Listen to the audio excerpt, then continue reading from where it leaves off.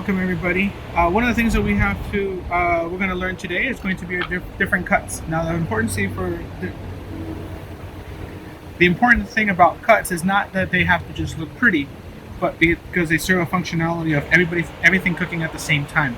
If you just rough chop something, especially if it's going to be your final plating, then it's going to be cooking at different times. So you're going to have a piece of carrot or potato that's very well cooked, another one mushy, and another one raw or still hard.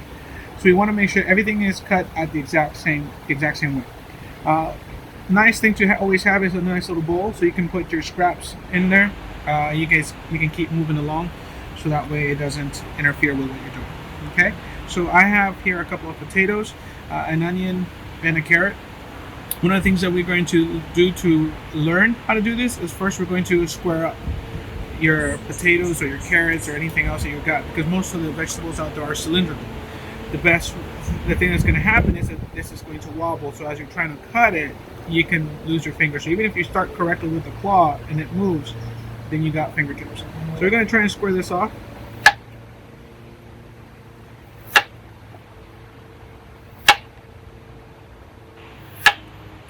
Now you have 4 different edges that you can use to practice your cuts. First thing that we're going to do is called a batonnet. It's 1/4 inch by 1/4 inch. Now we're not doing this for culinary school. No, we're not really doing this for a restaurant or fine dining. But the dimensions will be 1/4 inch by 2 inches. We're just going to do the whole potato. Okay, so I'm going to do about 1/4 inch slice down. Another 1/4 inch down, slice down. And now we're going to use these for our batonnets. The next ones are going to be Julienne, so that one's going to be 1/8 of an inch, and 1/8 of an inch, and I'll just do one more, 1/8 of an inch. Okay. Now for our batonnets, remember we said it was 1/4 inch by 1/4 inch, so you can put them on top, pile them up on top, and we're going to do the same thing. Remember, keep those fingers together. We're going to do a 1/4 inch, 1/4 inch, 1/4 inch, and 1/4 inch. Okay? And here are your batonnets. Okay. Again, this is not for culinary school, it's not for fine dining, so otherwise we will trim them down to actual dimensions. Now, from the batonnets, we do a cross cut, and this will be called a Macedoine, which means let's say a small dice. Okay, so we're going to do another 1/4 inch, 1/4 inch, 1/4 inch,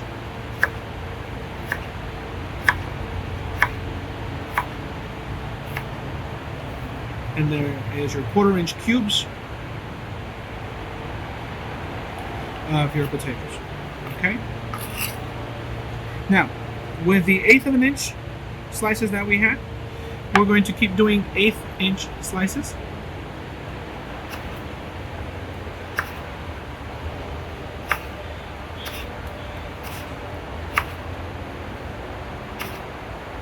Okay. These are your Juliennes. And from your Julienne, you're going to have your Brunoise or your fine dice. So when you see a recipe that says small dice, do this. You see a recipe that says fine dice,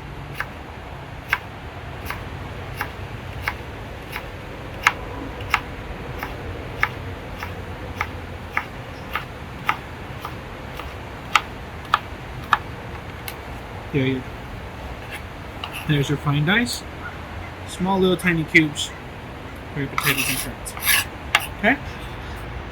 You had your batonnet to your Macedoine, you had your Julienne to your Brunoise. Okay? Batonnets are little batons. Julienne are little matchsticks. Small dice is your Macedoine. Brunoise, your fine dice. Okay? Alright, so moving on from that, we're going to go into 2 other cuts. We're going to use the onion for that.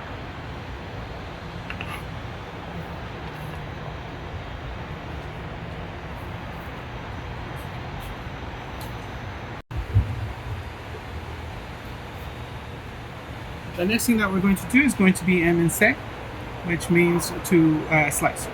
Okay, so basically I'm just going to hold my onion, and originally when I cut my onion, I'm going to cut it from north to south, from top to root. Okay, and then I'm going to leave the root attached just for now. And basically all we're going to do is just create slices. Again, you can go from tip to handle and just create your slices, or you can go from handle to tip. See, it goes through the entire blade, creating your slices, or you can go straight. So I'm going to start from the top and straight.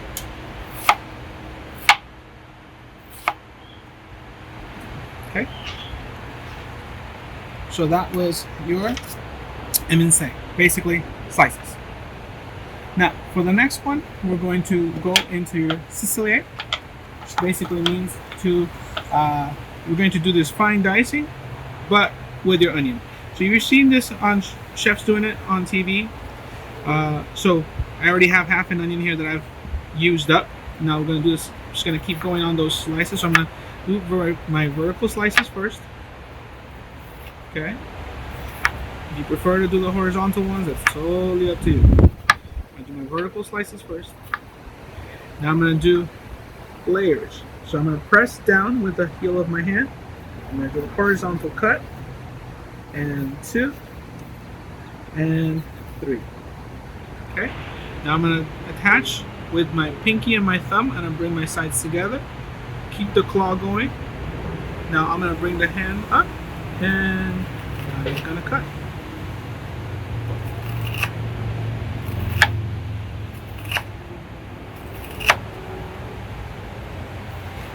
And that is your Ciseler. And you do this with garlic, onions, shallots, all these soft bulb vegetables. You do the exact same. Okay? Alright, so one of the 2 other cuts that we're going to have right now is going to be with our carrot. Okay? So, with the carrot, once we try to do, if you want to do a Julienne, or any of the other cuts that we did with the potato, you do the exact same thing. Okay, make it into a block.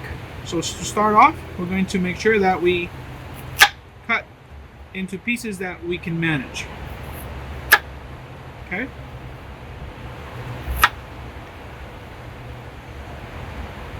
So now that we have cut into pieces that we can manage, now if I want to do one of these cuts, I am going to create the block.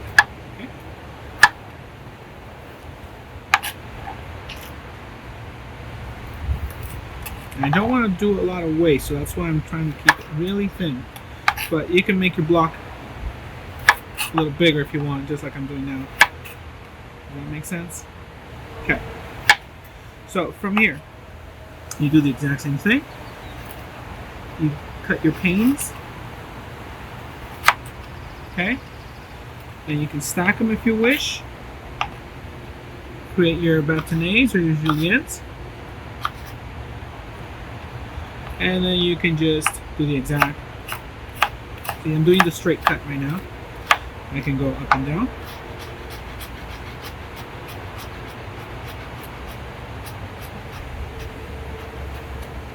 Okay, and so on and so forth. Now, we're going to do another one that I like. This one's called Paysanne. Okay, so what I'm going to do is I'm going to cut this in quarters. Put the flap down and cut the quarter. Okay. Now what we're going to do is we're going to get the peeler and you're going to remove that rough part in between. We're going to round up the edges. Just one. It's fine. You don't need to do a whole lot. Okay. Now, always try to have a clear area for your workspace. So if you, as soon as you start seeing things that are starting to get all up in your business, just go ahead, push it back, put it into a separate bowl, etc. Okay, so here I am, maintaining that claw, and I'm just going to cut.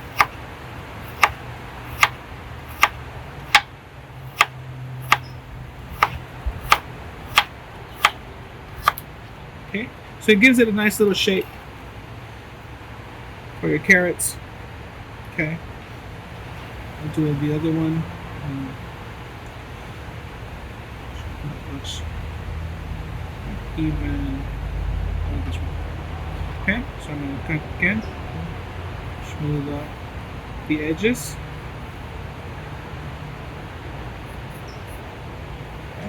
Just to round them off just a little bit. And then I'm just going to go ahead and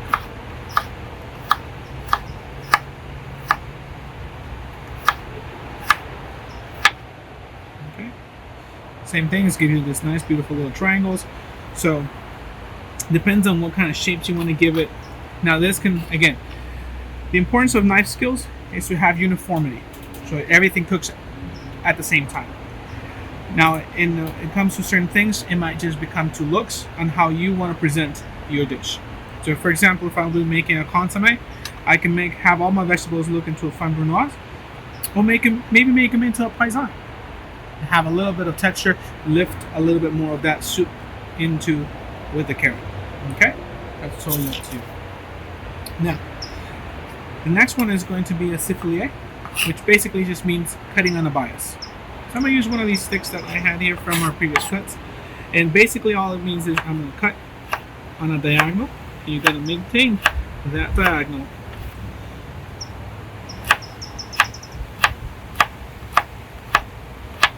through. Okay, you can do this with your carrots, you can do this with celery. Most commonly done with celery, you can do it with bell peppers. Any of these cuts you can do with any of the vegetables that you have.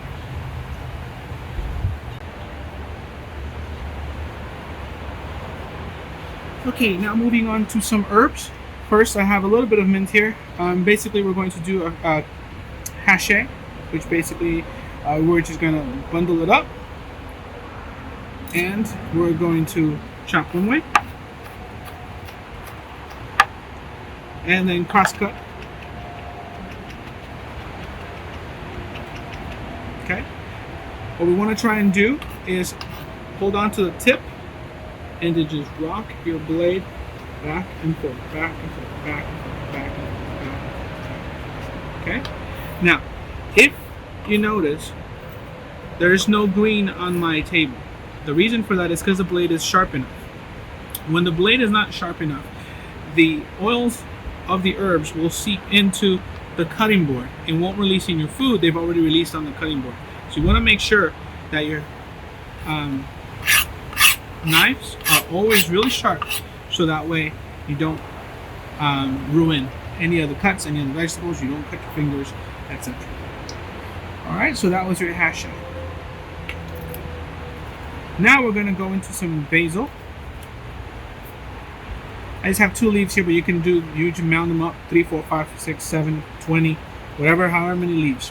And we're going to roll them up like a little burrito, like a little cigarette, or any of the other fun stuff. Okay, and you're just going to roll it up. We rolled it up. You got a little cigarette of basil. Now this is called a chiffonade. Okay, so we're going to make some very thin slices.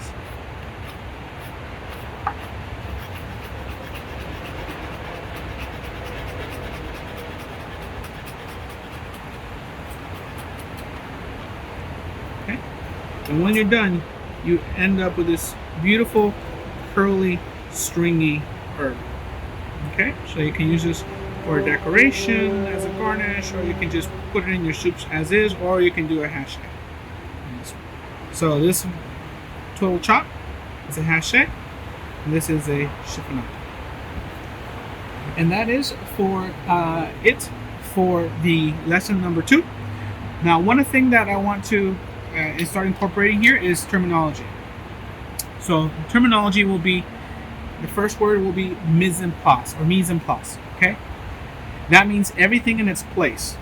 So all your things, vegetables, cutting board, knives, everything that you're going to use, you have to have it ready. And this will translate into your cooking. So you're going to have all your ingredients peeled, cut, diced, everything ready before you start cooking. What I find sometimes is that cooking can get stressful because you're trying to follow the recipe, step 1, step 2, step 3, which means, for example, brown the meat. You do that, and then add half a cup of diced onions. Then you go ahead and you try to dice the onions and you put them in. And then you try to do the next step. Add half a cup of diced celery and you do the same thing. At that time, you have to make sure everything is ready. If you see cooking shows, they have all these little dishes with everything ready and you just go, oh my god, that's so easy. You just dump everything in. Well, that's how cooking should be. So we're going to try and get you guys ready. So remember, the terminology is mise en place. Everything in its place. So we got to have everything in its place and ready to go before we start cooking, including the utensils that we're going to use. So before we start, your utensils, knives, peeler, cutting board, etc., your vegetables washed and clean, and then your mise en place of everything, all your ingredients for your recipe. Sounds good. We'll see you guys on the next lesson.